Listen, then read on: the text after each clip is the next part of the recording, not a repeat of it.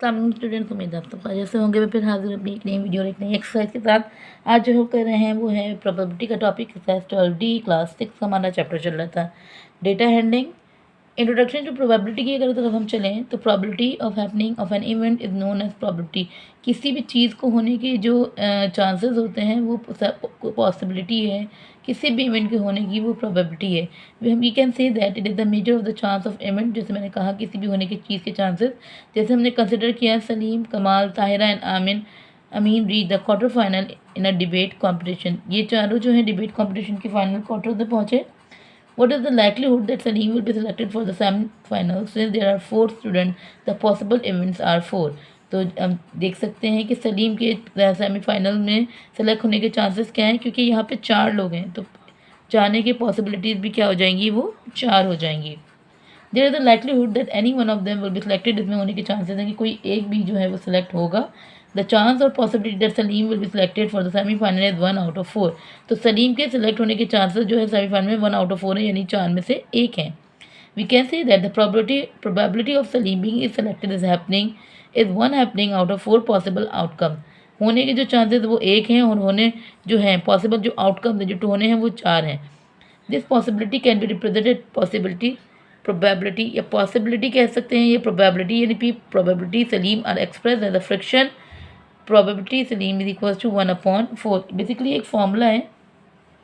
In general, if selection for the semi-final is considered as an event or happening, then the probability of this event or happening, number of ways this event can happen, total number of possible outcome.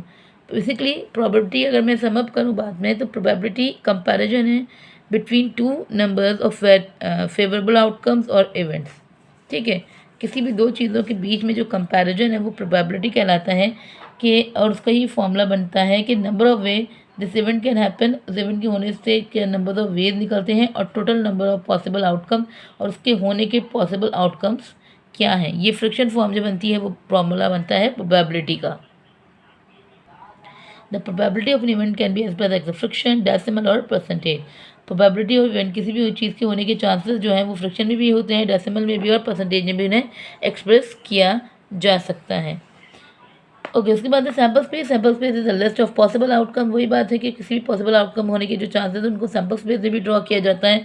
For example, if a coin is toss there are only 2 possible outcome, that is a head a tail. जैसे कि उन्होंने coin की बात की, अगर आप एक coin को टॉस करते हैं तो उसके 2 चांसेस हैं, या तो हेड आएगा या तो टेल आएगा। ठीक है, the other hand if 2 coin are toss, अगर आप 2 कॉइन टॉस करते हैं तो आपकी पॉसिबल आउटकम्स फिर वो 4 हो जाएंगे, या तो 2 हेड आएंगे या तो 2 टेल आएंगे, या तो 1 हेड 1 टेल आए, 1 टेल है 1 हेड आए। तो ये पॉसिबल आउटकम्स होते हैं किसी भी चीज़ को फ्लिप करने के बाद। उसके बाद experiment, a procedure that can be infinitely repeated and has well defined set of possible outcome is called an experiment. For example, when the coin is tossed once, the possible outcome are either head or tail. जैसे कि उन्होंने कहा कि किसी भी चीज़ के infinitely repeated होने की वजह से well defined set of possible outcome जो बने वो आपका एक्सपेरिमेंट कहलाता है। एक्सपेरिमेंट क्या कि भाई आपने एक कॉइन को टॉस किया, आपके पॉसिबल आउटकम क्या हो गई, या तो एक हेड आएगा या तो एक टेल आएगा। तो भाई पॉसिबिलिटी ऑफ हेड क्या हो गई 1/2, पॉसिबिलिटी ऑफ टेल भी क्या हो गई 1/2। As an experiment toss that coin 10 times, suppose the possible outcome of head is 7 and tail is 3. The result is not same as finding above, that is 1/2। ठीक है, आपने एक्सपेरिमेंट किया, 10 दफ़ा उस कॉइन को टॉस किया तो पॉसिबल आउटकम क्या हो गए, हेड जो है वो 7 दफ़ा आया, टेल जो आया 3। तो result is not same as our finding above, जो हमने ऊपर फाइंड किया उसके अकॉर्डिंग हमारा जो रिजल्ट है वो नहीं आया। If we repeat this experiment 20 times और 50 time, we are calculating likelihood while the actual finding may be different. अब जितनी दफ़ा रिजल्ट करोगे उतनी दफ़ा उसमें चेंज आएगा। ठीक है, तो लाइकलीहुड यानी कि किसी भी चीज़ के होने के इम्कान, प्रोबेबिलिटी हमने कहा कि इवेंट होने के कितने चांसेस हैं, और ये लाइकलीहुड और प्रोबेबिलिटी दोनों काफ़ी हद तक सेम चीज़ है, लेकिन इनकी दोनों मीनिंग में एक बात आ जाती है कि प्रोबेबिलिटी कि भाई आपको पता हो कि इसके होने पर कितने चांसेस हैं या होने के क्या चांसेस हैं, कि वो प्रोबेबिलिटी। और लाइकलीहुड यानी कि इसके होने की क्या इम्कान है, कि अगर आपने देखा भाई एक बॉक्स में आपने बॉल्स डाली हैं और आपकी 3 रेड बॉल्स हैं, तो आपको पता हो कि भाई ज़्यादा इम्कान जो है वो रेड बॉल्स के निकलने के हैं। तो किसके बाद है इक्वल लाइकली और नॉट इक्वल लाइकली आउटकम, यानी कि किसी भी चीज़ के होने के कितने चांसेस बनते हैं या नहीं बनते एक जैसे। लाइकली यानी कि जैसे मैंने कहा कि आपने कॉइन टॉस किया तो आपके पास 50-50% चांसेस है, 50% प्रोबेबिलिटी है या तो हेड आए या तो 50% आपके पास टेन आए। लेकिन अगर नॉट इक्वल लाइकली, यानी कि अगर आप एक टॉय पिक कर रहे हैं और रैंडम है, बैग फुल ऑफ टॉयज है, उसमें different shapes and size of toy है, तो वहाँ पर जो प्रोबेबिलिटी होगी ईच टॉय की वो वेरी करेगी। हमारे पास इक्वली नॉट इक्वली आएगा लाइकली, कि हमारे पास कंफर्म नहीं होगा कि एक ही जैसी चीज़ को हम बार बार पिक करेंगे। ठीक है, तो उसके बाद हमारी एक्सरसाइज है for the following question, the letter of the word Quaid Azam are place in a bag. ये लेटर जो है बैग में प्लेस कर गए किए गए। What is the probability of a consonant being taken out. इसमें से कॉन्सोनेंट को निकालने की क्या प्रोबेबिलिटी है। तो हम अगर कॉन्सोनेंट देखें तो क्यू आपके पास, डी आपके पास, जेड आपके पास, एम आपके पास, यानी 1 2 3 और 4 चार जो हैं हमारे वो जो हैं इवेंट्स है। और जो टोटल आउटकम है 1 2 3 4 5 6 7 8 9 10, तो टोटल हमारे आउटकम जो है वो 10 है और 4 जो है हमारी वो इवेंट्स ऑफ हैपनिंग है। ठीक है, तो प्रोबेबिलिटी ऑफ कॉन्सोनेंट मुझे मालूम करना है। मुझे कॉन्सोनेंट यहाँ पर टेकन आउट करने हैं तो मेरे पास कॉन्सोनेंट है क्यू, डी, जेड और एम, चार मेरे कॉन्सोनेंट्स हैं। यानी कि अगर मैं बात करूँ नंबर ऑफ वे इवेंट्स और टोटल आउटकम्स, तो चार हैं मेरे वो कॉन्सोनेंट्स हैं। टोटल नंबर मेरे पास 10 है, तो कट कर देंगे 2 to the 4 and 2 5 the 10, तो प्रोबेबिलिटी जो आ गई मेरे पास 2/5 आ गई। उसके बाद वो कह रहे हैं possibility sum of 2 odd number is even. ये कह रहे हैं भाई क्या प्रोबेबिलिटी हो कि आप 2 ऑड नंबर्स को सम करें और वो इवन आए, तो प्रोबेबिलिटी ऑफ इवन अगर मैंने लिख दिया, सो वही बात है, वो कह रहे हैं कि 2 ऑड नंबर्स हो और उनका सम भी इवन नंबर में आए। अब इवन नंबर में 2 4 6 8 होते हैं, मैंने 2 ऑड नंबर लिए, टोटल आउटकम मेरे 2, तो 2 से 2 आपका कैंसिल, तो आपका आंसर यहाँ पर आ जाएगा 1। उसके बाद है a hexagonal spinner has a number 1 2 3 4 5 and 6 mark on it. What is the probability of occurrence of an even number? अब वो कह रहे हैं कि हेक्सागोनल स्पिनर है जिसकी जो है वो 6 साइड होती हैं, शेप के वो हैं, और उसकी प्रोबेबिलिटी ऑफ करने से आप उसे अगर स्पिन कर रहे हैं, घुमा रहे हैं, तो क्या पॉसिबिलिटी है कि आपके पास इवन नंबर आए। इवन नंबर के मेरे पास जो आंसर है 1 2 और 3। ठीक है, तो 1 2 3 4 5 6, टोटल आउटकम मेरे पास 6 है। Possibility of even number, total outcome जो है वो मेरे पास जो वो 6 हैं, और इवन आने के चांसेस 1 2 और 3, 3 नंबर मेरे पास इवन, तो 3 1 3 3 2 6, तो 1/2 जो है इसकी प्रोबेबिलिटी हो जाएगी। So a bag contains 12 red balls, 20 blue balls and 16 green balls. If one ball is taken out randomly, then what is the probability that it is? एक बैग के अंदर 12 20 और 16 तीन कलर की बॉल्स हैं, लेकिन तीनों की क्वांटिटी अलग अलग है, और हमें उसमें से एक बॉल निकालनी है रेंडमली, तो क्या प्रोबेबिलिटी आएगी कि एक रेड बॉल हो, फिर एक ब्लू बॉल आए और फिर एक ग्रीन बॉल आए। तो सबसे पहले टोटल बॉल जो हमारे पास आएंगी, टोटल बॉल्स, तो 12 + 20 + 16, तो ये हो जाएगा मेरे पास 48 बॉल्स। अब रेड बॉल आने की क्या चांसेस हैं। टोटल रेड बॉल्स जो कितनी है मेरे पास, प्रोबेबिलिटी ऑफ रेड की अगर मैं बात करूँ तो टोटल रेड बॉल जो है वो मेरे पास 12 है, और पॉसिबिलिटी ऑफ आउटकम मेरे पास क्या है 48। 12 बॉल्स हैं तो 12 ही चांसेस है मेरे पास बॉल को पिक करने के, तो 12 1 12 12 4 48, तो 1/4 इसकी प्रोबेबिलिटी हो जाएगी। इसी तरह अगर मैं ब्लू बॉल की बात करूँ या प्रोबेबिलिटी ऑफ ब्लू की बात करूँ, तो ब्लू मेरे पास 20 है, टोटल बॉल जो है मेरे पास 48 है, सो 4 1 4 4 2 8 4 5 20, तो 5/12 जो इसकी प्रोबेबिलिटी हो जाएगी। एंड ग्रीन बॉल यानी प्रोबेबिलिटी ऑफ ग्रीन की अगर मैं बात करूँ, तो ग्रीन मेरे पास 16 16/48, 4 4 16, 4 1 4 4 2 8, 4 1 4 and 4 3 12, तो 1/3 इसकी प्रोबेबिलिटी हो जाएगी। ओके, now question 2 है the grade of 25 students of class 6 were recorded and the results are given below. A student was selected at random. What is the probability that a select student has grade A? तो क्या probability है जो आपने student select किए हैं, यानी कि A B C, ए के 7 बच्चे हैं, बी के 11, सी के 5 और डी के 2, तो what is the probability that the selected student has grade A and what is the probability that the selected student does not have grade A.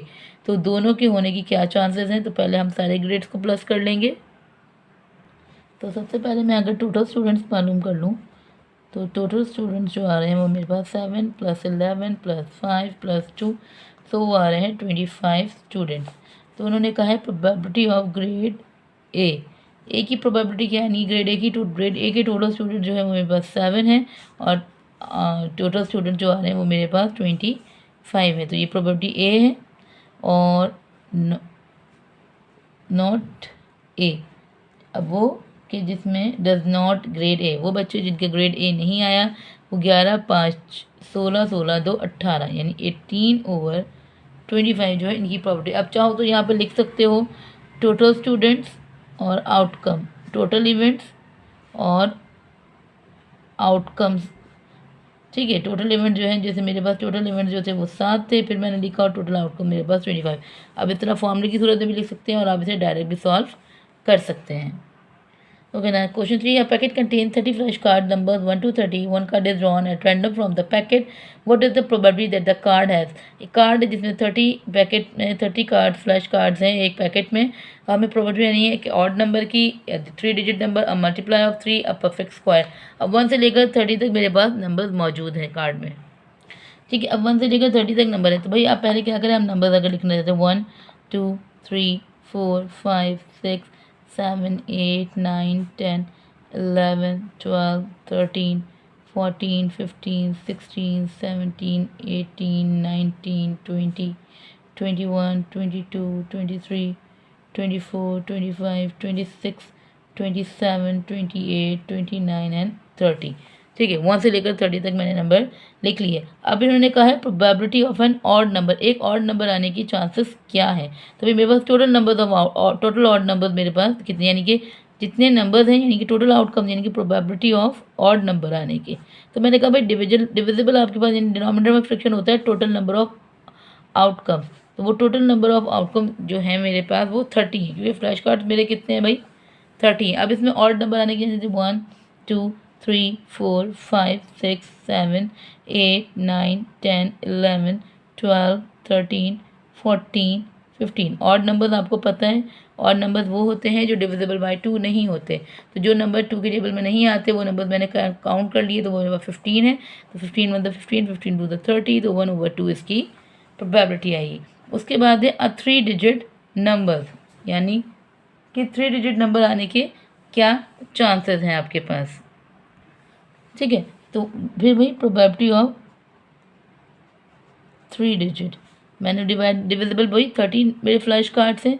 अब यहाँ पर मेरे पास कोई भी डिजिट 3 डिजिट नंबर नहीं है, तो मैंने यहाँ पे 0 लिखा, डिवाइड किया तो 0 मेरी प्रोबेबिलिटी है 3 डिजिट्स की। अब मल्टीप्लाई ऑफ 3 के टेबल में आने वाले नंबर्स मल्टीप्लाई बाय 3 की प्रोबेबिलिटी हम मालूम करें, टोटल नंबर ऑफ आउटकम 30 हो गए। अब 3 के टेबल में आने वाले नंबर 1, 2, 3, 4, 5, 21, 3, 27, 3, 10, 30। तो 1, 2, 3, 4, 5, 6, 7, 8, 9 और 10। 3 का पूरा टेबल यहाँ पे आ रहा है, तो ये यानी कि 10 है आपके पास। तो 10 1 10, 10 3 30। तो इसके पॉसिबल आउटकम जो हो जाएंगे वो 1/3 हो जाएंगे। एंड द लास्ट वन है अ परफेक्ट स्क्वायर। ठीक है, परफेक्ट स्क्वायर की प्रोबेबिलिटी मालूम करनी है। टोटल आउट वो जो है मुझे पता है वो 30 है।